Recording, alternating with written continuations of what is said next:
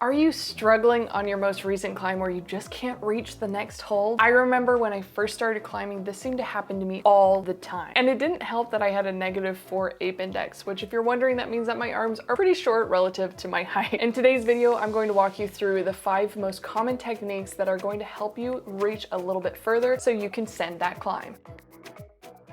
Starting with technique number 1, and this is probably the most common for beginners, but if you are a little bit more advanced than that, don't worry, we're getting into more advanced techniques in just a moment. This first one is rocking over, and essentially what you're going to do is you're going to move your weight from one foot to the other, the foot that's closest to the next hold. This is an essential technique not only for reaching further, but for your entire climbing journey. So if you haven't tried this already, try it. This is especially important for more upright climbs, and we'll get into other techniques that are essential when you're in more overhang type climbs, so stay tuned. Technique number 2 is among the most common techniques, and it is called flagging. Hopefully you already know what flagging is, as I've made videos about how to flag, mistakes when flagging, and things like that. If you don't know, really quickly, there are 3 types of flags. There's an outside flag where you place one foot on the outside of your body. There's an inside flag where your leg goes through the inside of your body between the wall and your body. And then there's a back flag where your foot goes behind your body. These are all essential skills for climbing, and you certainly need to develop them, but in case you haven't yet, the most basic and easiest one to start with is the outside flag, and this is where you are going to be reaching your leg out to the side, not against a hold, but against the wall, while the opposite hand is reaching for the next hold. This gives you a few more inches of reach, and it enables you to stay closer to the wall so you can stay more balanced. Number 3 is drop knees, and this is especially a good technique if you're climbing on an overhang where there's a lot of space between you and the wall. You're going to twist your hips in towards the wall, which will get you much closer to the wall, and therefore instead of reaching in towards the wall and up, you're just reaching up. This is a technique that has changed my climbing, and I actually made a video about it. I'll link it here in case you're interested, all about using your body tension in this movement. Number 4 is called lock-offs. That's when you're going to use your arm and completely put your wrist as close to your shoulder as possible. Usually we're trying to avoid a locking off. We're trying to keep our arms as straight as possible, but in some cases a lock-off is necessary. There's a single arm lock-off, which is probably the most common, and then there's a double arm lock-off, which is essentially just doing a pull-up, but by locking off you're getting a good 6 or 7 inches closer to the next hold. So sometimes it is necessary.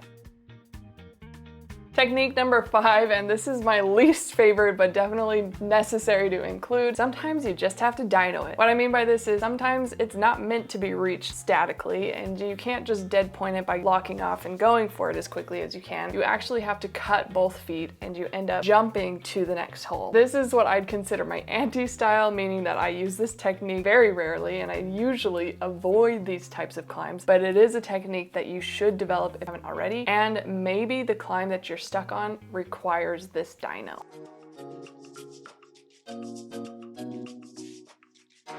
Typically for climb of the week, I showcase a route that takes me 2 or 3 tries to finish. This week's a little bit different. This is an actual project I'm working on. I spent about half an hour on it for this video, so I hope you enjoy.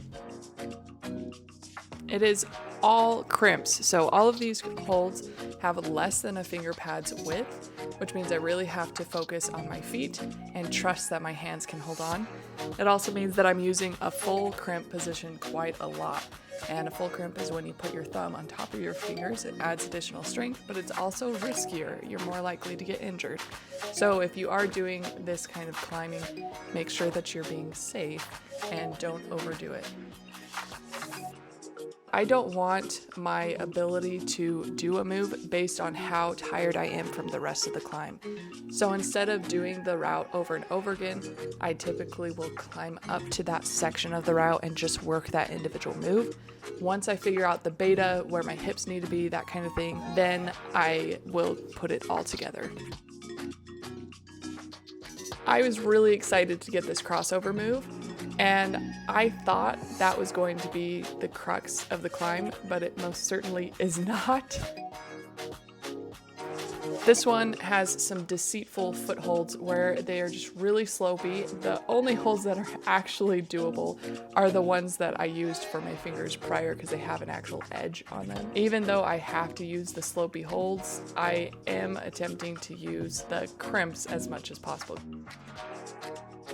I'm doing one final ditch effort to get that move, and climbing up to it was actually really hard, but it didn't take much finger strength, so it worked out pretty well. Finally getting this move, I had to stick my butt out a little bit more because the holds are a little slopey. I was pretty happy with my progress up to this point, but I knew I needed to give it one last try before I did my workout for the evening. So here it is. I hope you enjoy.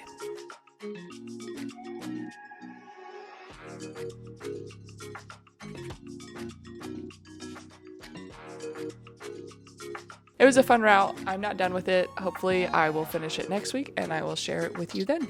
Thank you so much for watching this video to the very end. If you liked it, please give it a thumbs up. The support really means a lot to me and I super appreciate it. Thank you for your time and enjoy climbing. Number 3 is drop knees, and essentially what you're going to do is pivot your hips into the wall and then using your legs for force and your hands to keep, and your opposite hand to keep you on the wall. Wow. Next is